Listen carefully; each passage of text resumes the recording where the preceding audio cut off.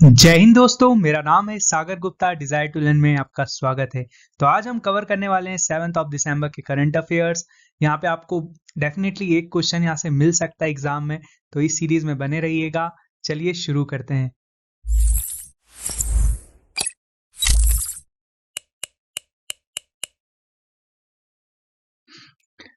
पहला क्वेश्चन है, cyclone Mandous recently news, the name given by which country. ये definitely आपके एग्जाम में कहीं ना कहीं ये फ्रेम होगा, इसे ध्यान रखना, पक्का आएगा ये। तो ये कौन सी कंट्री ने नेम दिया है? ये दिया है यूएई ने। ठीक है, यूनाइटेड अरब एमिरेट्स ने इसको नेम किया है। अब मैं आपको बताता हूँ, ये बे ऑफ बंगाल के साइड या आने का मतलब आईएमडी ने अभी इसको वार्निंग दी है। अपन कुछ चीजें डिस्कस कर लेते हैं कि साइक्लोन की नेमिंग वगैरह कैसे होती है, प्रीवियस साइक्लोन्स कौन कौन से थे उसमें अपन डिस्कस कर लेते हैं। चलिए, तो मैंने आपके लिए एक स्लाइड रखी क्योंकि वहां पे बहुत हौश पौश हो जाता है। ठीक है, तो पहला अभी जो साइक्लोन आया था ना, आसानी, ठीक है, इसका किसने नाम दिया था? इसको नाम दिया था श्रीलंका ने। ठीक है, अब भी जो रिसेंट 2022 वगैरह इधर आया था, अब भी फिर उससे पहले आया था सितरंग। ठीक है, इसको किसने नाम दिया था? आपको पता होगा, थाईलैंड ने। ठीक है, इसके बाद आया था अभी ये जो अभी रिसेंट आने वाला है, इसका नाम है मेंडोस। ठीक है, ये कौन सी कंट्री ने नाम दिया है? इसको दिया है यूएई ने। अब एक बात और मैं बताता हूँ, इससे बहुत इंपॉर्टेंट चीज है ना, ये ध्यान रखना। इसके बाद जो साइक्लोन आएगा ना, उसका नाम रहेगा मोचा। ठीक है, मोचा, ये कौन नाम रखेगा? अब यू के बाद क्या आता है? यू के बाद कोई कंट्री सोच के बताओगे मुझे? चलो मत बताओ, मैं बताता हूँ, यमेन। ठीक है, ये यमेन देगी। अब आपने कुछ देखा है इस चीज में कि पहले देखो नाम किसने दिया? श्रीलंका ने। अगर आप अल्फाबेटिक्स ऑर्डर्स में देखोगे, अगर आपसे इन चार उसमें आ जाए कि अभी रिसेंटली यूएई ने दिया है, यूएई के बाद कौन सा देगी कंट्री, तो यू के बाद क्या आएगा? डायरेक्ट कंट्री के नाम अगर सोचोगे तो वाई आएगा। आप ऑप्शन से ऐसे भी एलिमिनेट कर सकते हो। मोचा अगर आपसे आ जाए तो आप बोलोगे यमेन ने दिया है, मॉन्डस दिया है यूएई ने, और ये है ना अल्फाबेटिकल ऑर्डर्स में चलता है। ठीक है, आप ये चीज ध्यान रखना, बहुत इंपॉर्टेंट चीज मैंने आपके साथ डिस्कस की है।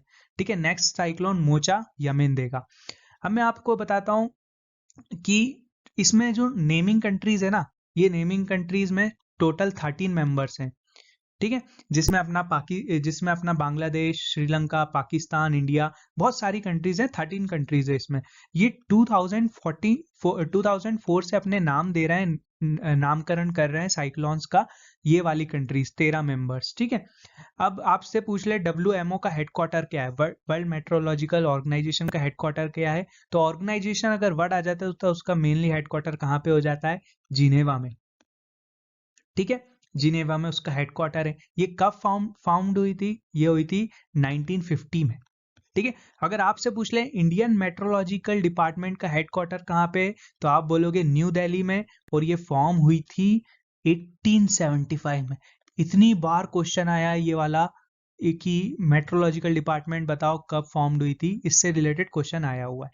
ठीक है, अब और इसमें क्या बता सकता हूँ? चलो एक चीज और बताता हूँ अब एफकेट वालों के लिए, ये सीडीएस वालों के लिए मैच द कॉलम में आ जाती है ये चीज। बाकी और भी एग्जाम्स में, बहुत सारे एग्जाम्स में ये चीज पूछी जाती है। अब जो ट्रॉपिकल साइक्लोन्स है ना, इनको दूसरी कंट्रीज में किस किस नाम से जाना जाता है? चलो वो ही बता देता हूँ मैं आज आपको। हरिकेन, हरिकेन को कहाँ पे जाना जाता है? अटलांटिक। अटलांटिक में अगर आपसे पूछ लें साइक्लोन का सिनोनिम क्या है, तो आप बोलोगे हरिकेन। ठीक है, अगर आपसे पूछ लें कि Western Pacific and South China Sea में साइक्लोन को किस नाम से जाना जाता है, तो आप बोलोगे टाइफून। ठीक है, साउथ चाइना सी और वेस्टर्न पैसिफिक ओशियन में। और अगर आपसे पूछ लें कि विली विली, विली विली जो साइक्लोन का भाई है, उसको कहाँ पे जाना जाता है? उसको जाना जाता है ऑस्ट्रेलिया में। ठीक है, अगर आपसे पूछ लें कि साइक्लोन कहाँ जाना जाता है, तो आप बोलोगे इंडिया में। ये सारे उसके भाई हैं। ठीक है, साइक्लोन, विली विली, हरिकेन। ठीक है, बाकी अपन बाद में भी ज्योग्राफी में ये चीजें डिस्कस करेंगे। बाकी मैंने आपको बहुत सारी चीजें इसमें बता दी है। नेक्स्ट क्वेश्चन देखते हैं। सो अपन सेकंड क्वेश्चन देख लेते हैं। Consider the following statement about Sindhuja. ये बहुत इंपॉर्टेंट क्वेश्चन है, डेफिनेटली आपको कोई ना कोई एग्जाम में ये मिलने वाला है। ठीक है, तो आज का सेशन बहुत इंपॉर्टेंट है, बहुत इंपॉर्टेंट क्वेश्चंस यहाँ पे आपको मिलेंगे। The Indian institute of technology of Madras, Madras ने ये चीज कर दिखाई है, जिसने सिंधुजा को सिंधुजा इंस्ट्रूमेंट बनाया है। अब ये क्या करेगा, ये क्या करेगा, जो ओशियन वेव्स रहती है ना, ओशियन वेव्स रहती हैं, उनको कन्वर्ट करेगा एनर्जी में। ठीक है, this is the energy converter. ठीक है, क्या करेगा, इलेक्ट्रिसिटी जनरेट करेगा। Invented an ocean wave energy converter that generate electricity from sea wave. sea wave से इलेक्ट्रिसिटी जनरेट करेगा क्या, सिंधुजा। आपको ये ध्यान रखना है, और ये 2024 में कमर्शियलाइज हो जाएगा, ये भी आपको ध्यान रखना है। अब ये कहाँ पे लगाई जाएगी, ये लगाई जाएगी टुट्टीकोरिन तमिलनाडु में। ठीक है, 6 किलोमीटर कोस्ट तमिलनाडु के कोस्ट पे लगाई जाएगी। तो अब इस क्वेश्चन को अपन सॉल्व करने की कोशिश करते हैं। अगर आपने ये इमेज को पढ़ा है तो आप ये क्वेश्चन को सॉल्व कर सकते हो। ठीक है, फर्स्ट ऑप्शन दिया इन्हें, IIT Bombay have invented N ocean wave energy converter. नहीं यार, हमने तो आईआईटी मद्रास पढ़ा था। ठीक है, अब आप बताओ सिंधुजा क्या करेगा, सिंधुजा कन्वर्ट करेगा एनर्जी को। तो यार ये तो नहीं है कि नेवी से रिलेटेड कुछ है, नहीं ये नहीं है। आपको पता है ये क्यों देंगे, क्योंकि आप सिंधुजा, एक आईएनएस सिंधुजा है, उससे कंफ्यूज हो जाओ, इसलिए ये ऑप्शन दिया है मैंने। ठीक है, the converter was developed at the location of Tamil Nadu. बिल्कुल सही, ये कहाँ पे लगने वाला है, ये तमिलनाडु में लगेगा। तो ओनली 3 इज करेक्ट। इस लेवल के जब क्वेश्चन सॉल्व करोगे ना, जब 100% करंट अफेयर सिलेक्ट कर पाओगे आप। ठीक है, 100% अगर आप स्कोर करना चाहते हो तो इस सीरीज में बिल्कुल बने रहना। अदरवाइज आपका 100% नहीं, बस 5-6 क्वेश्चन सॉल्व करके आना, उसमें खुश हो जाना। 100% करना है, 20 आउट ऑफ 20, तो इस सीरीज में बने रहना। चलिए आगे बढ़ते हैं, नेक्स्ट क्वेश्चन देखते हैं। तो आपके लिए थर्ड क्वेश्चन भी बहुत इंपॉर्टेंट है कि 11th एडिशन जो एडमायरल्स कप का होने वाला है, ठीक है, वो कहां पे होगा, कौन सी स्टेट में होगा, तो ये होगा केरला में। ठीक है, 11th edition of admiral cup sailing regatta got underway at the, कहां पे होगा ये, इंडियन नेवल एकेडमी, जो कन्नौर डिस्ट्रिक्ट केरला में है। ठीक है, ये ध्यान रख सकते हो आप। ठीक है, ये अब एक चीज और मैं बताता हूं इससे रिलेटेड, इसमें 27 कंट्रीज पार्टिसिपेट कर रही हैं, जैसे for example US, UK, Singapore, Japan, ये सारी कंट्रीज इसमें पार्टिसिपेट कर रही हैं। अब एक चीज और बताता हूं मैं, ये लास्ट कब हुआ था, ये लास्ट हुआ था 2019 में। 2019 में हुआ था, उस टाइम 25 कंट्रीज ने पार्टिसिपेट किया था। ठीक है, बस इसमें आप ये ध्यान रख सकते हो लास्ट एडमायरल कप कब हुआ था, और ये जो सेलिंग वगैरह होता है उससे रिलेटेड है ये कप। ठीक है, बस आपको ये ध्यान रखना है, कहां पे हो रहा है, केरला में। चलिए नेक्स्ट क्वेश्चन देखते हैं। तो अपन फोर्थ क्वेश्चन देख लेते हैं। Who won the silver medal in 2020 world weightlifting championship in Bogota, Colombia. अगर पहले आपसे ये पूछ लें वर्ल्ड वेट लिफ्टिंग चैंपियनशिप कहां पे हुई है, तो आप बोलोगे कोलंबिया में, जिसका कैपिटल है बगोटा। ठीक है, कौन ने जीता है, ये अपने जीता है मीराबाई चानू जी ने। ठीक है, अब पता है आपको, एक बार सीडीएस 2017 में एक बार क्वेश्चन आया था कि मीराबाई चानू से ही रिलेटेड था, कि कौन सी कैटेगरी में उनने जीता था गोल्ड। तो उसमें ऐसे ऑप्शन दे दिए 49, 52, 53, 51। सोचो इस लेवल का क्वेश्चन पूछ सकता है सीडीएस, तो हमेशा अपनी लेवल को इंक्रीज ही करेगा ना। आप सोचो, तो ये वाला जो मेडल जीता है वो जीता है 49 केजी में। ठीक है, 49 केजी में जीता है। अब और मैं आपको एक चीज और बताता हूँ, ऐसी चीजें अपन डिस्कस करते रहेंगे जो प्रीवियस ईयर क्वेश्चंस में आया है। 4 सालों का जो एक्सपीरियंस है वो यहाँ पे अपन शेयर कर ही लेंगे, कोई बात नहीं है ना। और इसमें जो ये अभी टोक्यो ओलंपिक में कौन सा मेडल जीता था मीराबाई चानू जी ने, टोक्यो ओलंपिक में आप याद रख सकते हो, टोक्यो ओलंपिक में जीता था सिल्वर मेडल, 49 केजी में जीता था। ठीक है, इनको अभी मेजर ध्यानचंद रत्न अवार्ड भी मिला था, कब मिला था, 2018 में। ठीक है, अभी किसको मिला है, शरद कमल जी को। ठीक है, जो है टेबल टेनिस प्लेयर। ठीक है, बस इसमें आपको और कुछ ध्यान नहीं रखना है, आगे बढ़ते हैं। Which country is the highest importer of weapons, ठीक है, सिप्री के अकॉर्डिंग। बहुत इंपॉर्टेंट रिपोर्ट देता है सिप्री, सिप्री जिसका फुल फॉर्म है Stockholm international peace research institute of. ठीक है, सिप्री, सिप्री जिसका हेडक्वार्टर कहाँ पे है, स्टॉकहोल्म में। अगर आपसे सिप्री का हेडक्वार्टर ही पूछ लें इंस्टेंट, तो अगर आपको कंट्रीज दे दे तो उसका आप लगाना स्वीडन। ठीक है, स्वीडन स्टॉकहोल्म में इसका हेडक्वार्टर है। अब मैं आपको इससे 2-3 चीजें रिलेटेड बताता हूँ। पहले तो ये क्वेश्चन सॉल्व करने की कोशिश करते हैं। Which country is the highest importer of weapon, तो हाईएस्ट इंपोर्टर कौन बना है, बना है सऊदी अरेबिया। ठीक है, अब इसमें अपनी दो कंपनीज रही हैं टॉप 100 में। टॉप 100 में कौन कौन सी दो कंपनीज हैं? एक है HAL, ठीक है। HAL का फुल फॉर्म क्या है? हिंदुस्तान एरोनॉटिक्स लिमिटेड, जो क्या बनाता है? फाइटर हेलीकॉप्टर बनाता है, प्रचंड वगैरह ये सब चीजें बनाता है, ठीक है। और अपनी भेल, भेल क्या, भेल जिसका फुल फॉर्म क्या है? भारत इलेक्ट्रॉनिक्स लिमिटेड, भेल, ठीक है, जो क्या बनाता है? इलेक्ट्रॉनिक इक्विपमेंट्स बनाता है फॉर द आर्म्ड फोर्सेस, ठीक है। ये इसकी रैंकिंग क्या रही? 63rd, और इसकी कौन सी रही? 42nd, ठीक है। आप ये दोनों चीजें ध्यान रख सकते हो। अब इसमें एक चीज इनने और बोली है कि जो टॉप पे रही, टॉप पे कौन सी कंट्रीज रही जिनकी सारी कंपनीज रही इसमें? तो टॉप पे रही अपनी यूएस, ठीक है। मोस्ट कंपनी इसमें रही यूएस, और फिर उसके बाद चाइना, ठीक है, जिसकी 8 कंपनीज हैं। और इसमें क्या ध्यान रख सकते हैं अपन? इसमें देखो, अगर अपन बात करें, इंडिया है ना, थर्ड बिगेस्ट स्पेंडर है डिफेंस का। डिफेंस पे थर्ड स्पेंड करता है। अगर पूछ लें आपसे कंट्री, तो आप बोलोगे इंडिया, और उससे पहले कौन है? यूएस एंड चाइना, ठीक है। और इंपोर्टर है इंडिया सेकंड नंबर पे, ठीक है। फर्स्ट पे कौन है? सऊदी अरेबिया, सेकंड पे अपना इंडिया, प्यारा भारत, ठीक है। नेक्स्ट क्वेश्चन देखते हैं। इससे और कुछ तो आपको नहीं जानना है। और जो सिप्री है, सिप्री की फाउंडेशन कब हुई थी? 1966 में, ये भी ध्यान रख सकते हो। चलो नेक्स्ट क्वेश्चन देखते हैं। Exercise Sangam, a joint naval exercise conducted between India and which country? ये डेफिनेटली बहुत इंपॉर्टेंट क्वेश्चन है। अब इसके बारे में डिस्कस कर लेते हैं। ये एक 7th एडिशन है एक्सरसाइज संगम का, जो कि नेवल एक्सरसाइज होगी किन के बीच में? स्पेशल फोर्सेस के बीच में। अब स्पेशल फोर्सेस देखो, आर्मी की स्पेशल फोर्स आपको पता होगा, पैरा एसएफ, ठीक है, पैरा एसएफ। अगर आपसे पूछ लें कि एयरफोर्स की जो स्पेशल फोर्स है उसके बारे में बताओ, तो आप बोलोगे गरुड़ा, गरुड़। अगर आपसे पूछ लें कि नेवी की बताओ, तो आप बोलोगे मार्कोस, ठीक है। ये अपनी है तीनों की स्पेशल फोर्सेस। तो इंडियन नेवी की जो स्पेशल फोर्स है ना, वो मार्कोस, उसने पार्टिसिपेट किया। और यूएस नेवी की अगर आपसे पूछ लें स्पेशल फोर्स, तो वो है सील्स। क्या है? सील्स, है ना। ये कहाँ पे हुई एक्सरसाइज? ये हुई गोवा में, ठीक है। अब इसमें कौन कौन से ने पार्टिसिपेट किया? आईएनएस अभिमन्यु, ठीक है। आप ये एक चीज ध्यान रख सकते हो।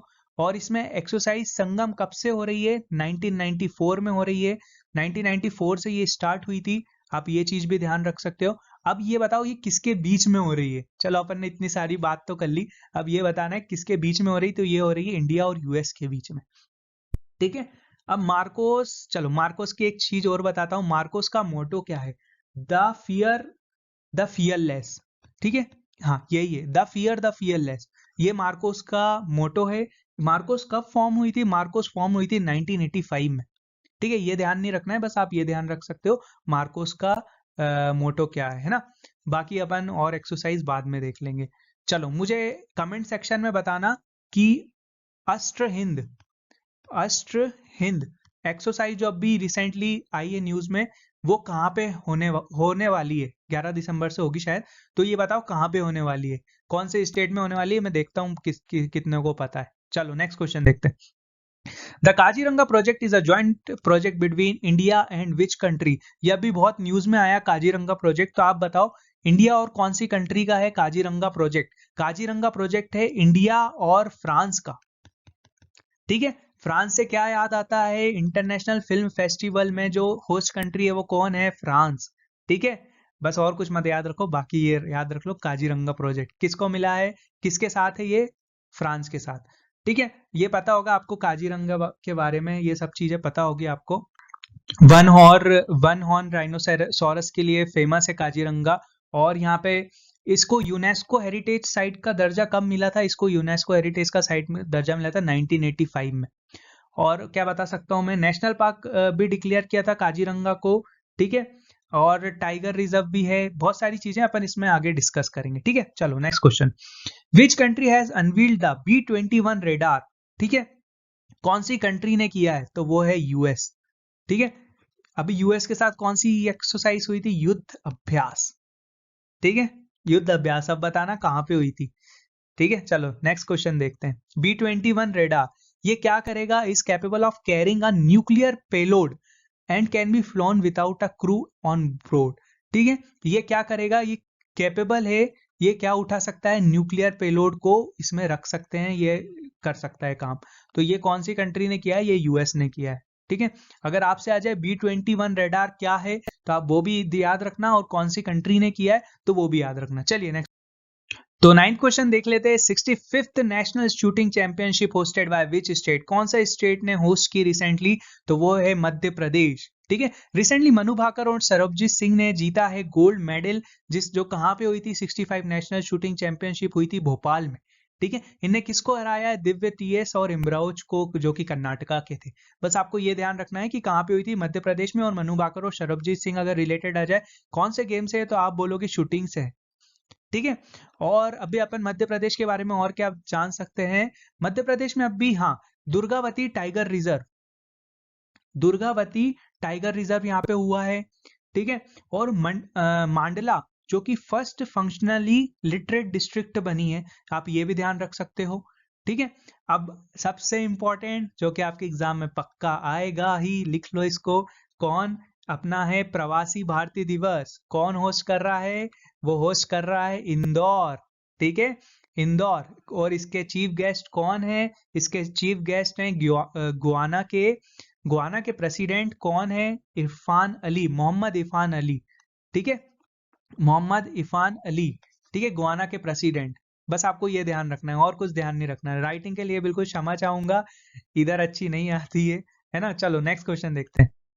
Every year, Maitri Divas is celebrated to mark the recognition granted to by India on which date? कौन से दिन मनाया जाता है मैत्री दिवस? अगर आपको क्वेश्चन आ जाए डायरेक्ट तो आप बोलोगे 66 दिसंबर को मनाया जाता है। ठीक है, ये 1971 का जो वॉर है उसको ये वो करते हैं, आप ये पढ़ लेना पूरा। बस आपको ये ध्यान रखना है मैत्री दिवस कब मनाया जाता है, तो आप बोलोगे 6 दिसंबर को। ठीक है, चलो नेक्स्ट क्वेश्चन देखते हैं। International civil aviation day celebrated every year on which date?